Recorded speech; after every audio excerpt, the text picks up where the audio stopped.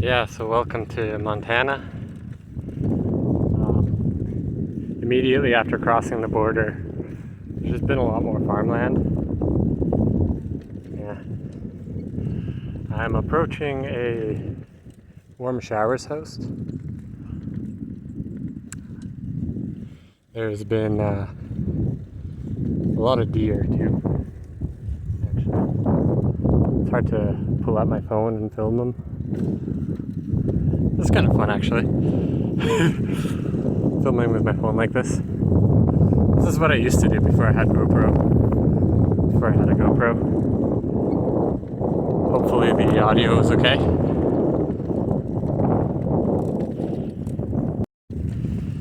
I met one cyclist who was coming up behind me and he was like, "Oh, looks like you're taking it easy."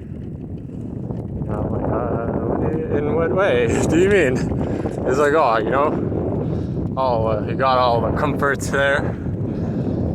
So, yeah, people are going really lightweight, you know. So he's kind of going Tour Divide pace. Okay, well, let me explain. There's the Great Divide mountain bike route, right? And at some point, they started doing a race on it, right? Called the Tour Divide. People go really, really fast. So people ride from Banff to Mexico the record is 13 days. So this guy was trying to do it in like a similar pace, not record pace, but like he was hoping for 16 days, which is crazy. And one thing is that he actually slept for like 3 hours a night. Yeah, so that's what these speedy people do. Hello everybody, here I am documenting the difficulties of biking here on this route. Yeah, I just kind of been pushing my bike up this hill. Been biking too, and man, it just keeps going.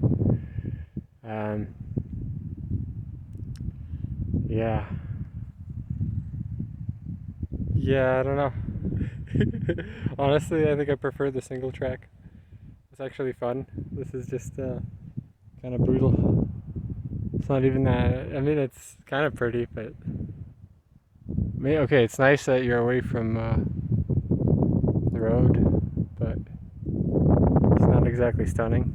You know, it's a big kind of detour from the main road. Yep. Oh man. Yeah. But yeah, I don't know. I mean, really things are good, right? Like the sun is shining. That's important. Yeah, you know, no rain. Yep.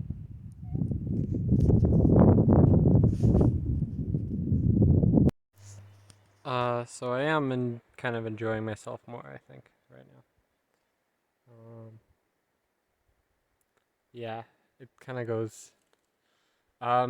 It's funny, right? Because when you get some downhills, you start getting adrenaline, and then it's like, whoa, you know, I don't know, it's fun, and then you even have more energy going uphill. Yeah.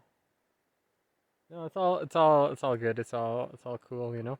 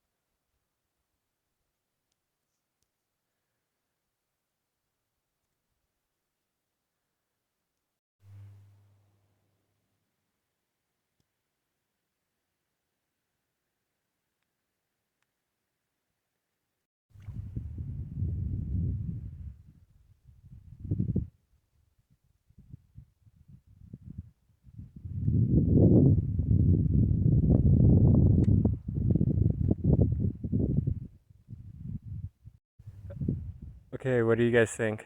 Same shot, but ultra wide view. Probably better. I'm experimenting with like portrait versus landscape as well. I think overall I'd prefer landscape, but the phone's just so much easier to hold on in portrait. Yeah.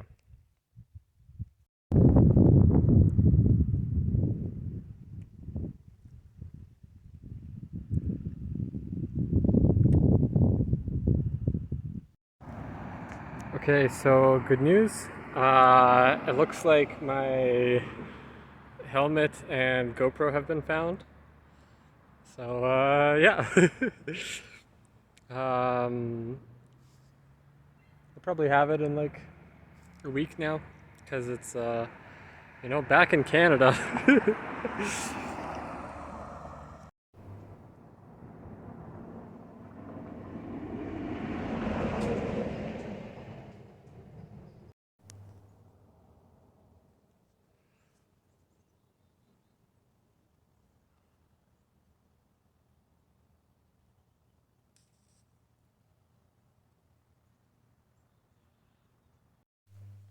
Hello, everybody. Um, I'm just in a trailer at a warm showers host's place. I've, you know, been sleeping on a bed over here. Wow, it's kind of funny looking shot. Yeah, sleeping on a bed. I think for the first time, maybe like a month and a half. I slept on some couches before, like in between. It's about as close as it gets. But even the couches, it's been almost a month, I think. I've been taking a day off. Um, just yeah, it's raining all day, so I figured um, it's a good time to do it. Plus, oh, cool, my skin is peeling on my forehead. It's because it's not used to this much sun exposure, right? Because I haven't been wearing a helmet. But yeah, I've been taking a day off, because it's a good idea to, like once a week or so. And yeah, it was just a good chance to do so. Because it's like raining all day, and tomorrow it's supposed to be not raining, so that's nice. I consider myself more or less, um, addicted to, well, to YouTube, maybe to scrolling through Facebook a little bit. Um, so it's almost like I get off of it, and then I just like relapse every once in a while, like in kind of unhealthy ways where I just don't, yeah, I just, kind of would watch things all night and like not sleep. Um, yeah, and I've been trying to deconstruct it a bit. Um, and I think part of it is like this idea of escapism, like like I would watch some videos and I'd you know, get up to go pee or something, and I'd remember where I am, and I'd be like, whoa, you know. But I guess it's the fact that I would forget, right, what I'm doing and what my life is like. Um, that's the thing, right? So if a lot of suffering comes or I guess if all suffering comes from attachment, right? Then like, um, I mean, you just attach to a lot of things in the real world, and then what we try to do is we try to like escape them, right? And move into worlds that we're kind of detached from, you know, um, right? Like these parallel, these other worlds that we're not really a part of, and not really, feel as we're not clinging to as much. There's also like an aspect of there's an interesting aspect of like being addicted or just like really into something, right? Is that you kind of optimize your life around it, at least temporarily, right? Like, oh, I just want to watch YouTube, right? So like, you kind of you start to let go of a lot of things in life, um, right? And that letting go, that like detachment, is actually like kind of a good thing, right? In theory, if attachment leads to suffering, right? So, uh, it's an interesting kind of practice, actually.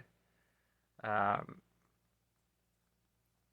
like so if you're really worried about this or that, like uh, in life, you could imagine like, okay, well, like if I was really into something else, right? If I was just binging YouTube, or had a video game I really wanted to play all the time, or whatever it is you do, the question is like, uh, would you still be worried about this or that, or would you kind of let go more, and kind of returning back to like real life, would